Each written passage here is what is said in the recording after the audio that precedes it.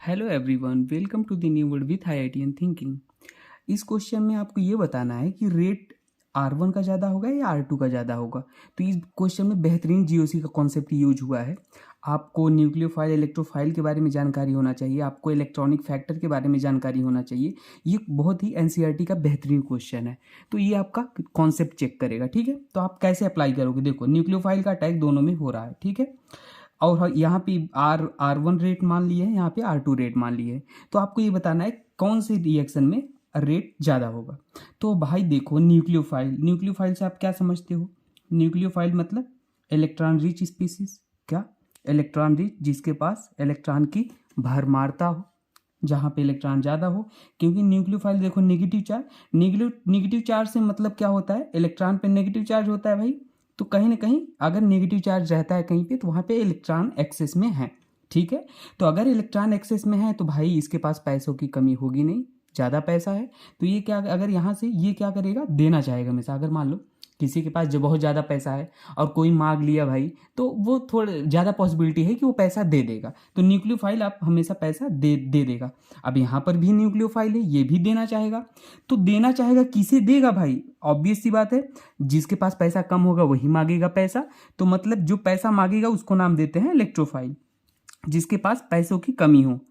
Chemistry की भाषा में जिसके पास इलेक्ट्रॉन डिफिशियंट हो, इलेक्ट्रॉन की कमी हो, ठीक है। तो हमेशा न्यूक्लियोफाइल इलेक्ट्रोफाइल को देता है। अब इलेक्ट्रोफाइल कहाँ पे है, अब आपको ये कॉन्सेप्ट था, अब आपको देखना है कि इलेक्ट्रोफाइल कहाँ पे है। तो भाई ये न्यूक्लियोफाइल ये हमेशा देने के लिए तैनात है दोनों में। अब कहाँ पे ये देगा, ये देखो, ये हमारा सबस्ट्रेट गिवन है, ठीक है। तो अब देखो, आपको ये देखना है कहाँ पे इलेक्ट्रोफिलिक सेंटर ज़्यादा है। तो देखो यहाँ पे कार्बन ऑक्सीजन है, कार्बन ऑक्सीजन, कार्बन ऑक्सीजन, ठीक है। अब एक बात तो क्लियर हो गई भाई, कार्बन ऑक्सीजन है तो कार्बन हमारा जो होता है वो लेस इलेक्ट्रोनेगेटिव होता है।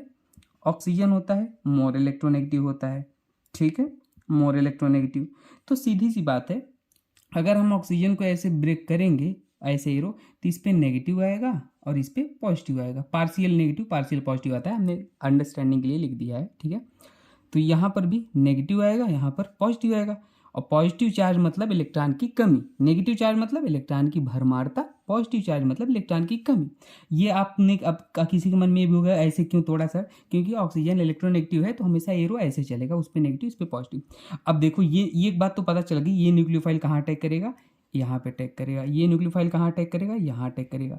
अब बात आती है, ये कैसे जानेंगे कि कहाँ सबसे ज़्यादा अटैक करेगा, रेट कहाँ अटैक करने की ज़्यादा होगी। तो जहाँ पे ज़्यादा कमी होगी, पॉजिटिव मतलब बहुत ज़्यादा पॉजिटिव चार्ज होगा, मतलब ज़्यादा इलेक्ट्रॉन की कमी होगी। तो अब कैसे पता चलेगा इलेक्ट्रॉन की कमी कहाँ पे ज़्यादा है। तो देखो यहाँ पे ये जो कार्बोकैटायन है ना, ये वाला, यहाँ पे ये एल्काइल ग्रुप लगा है। एल्काइल ग्रुप हमारा प्लस आई लगाता है, क्या लगाता है, प्लस आई लगाता है। और यहाँ पे हमारा जो ये कार्बोकैटायन जुड़ा है, यहाँ पे क्या लगा है, कीटोन सा लगा है ना। ये क्या लगाता है, हमारा माइनस आई इफेक्ट लगाएगा भाई। और माइनस आई क्या करता है, इलेक्ट्रॉन को खींचता है अपनी ओर, अट्रैक्ट करता है। और प्लस आई क्या करता है, देखो प्लस आई क्या करता है, इलेक्ट्रॉन डोनेटिंग ग्रुप होता है, इलेक्ट्रॉन को डोनेट करता है।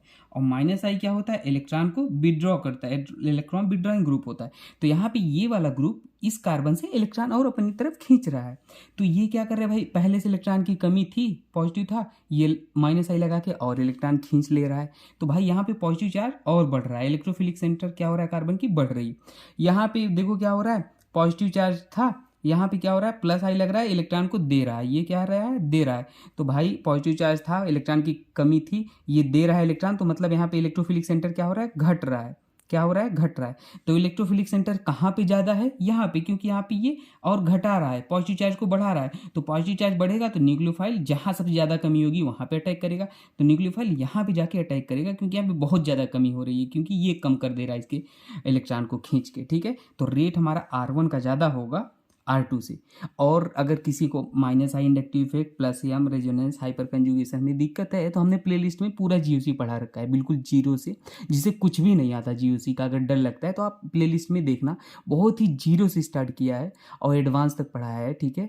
तो आप कोई भी क्वेश्चन कर ले जाओगे तो वहाँ पे जाके आप जीओसी पढ़ लो, ठीक है। और कि इस क्वेश्चन में कुछ डाउट होता है तो आप कमेंट सेक्शन में मुझसे पूछ लेना। ओके दोस्तों, थैंक यू।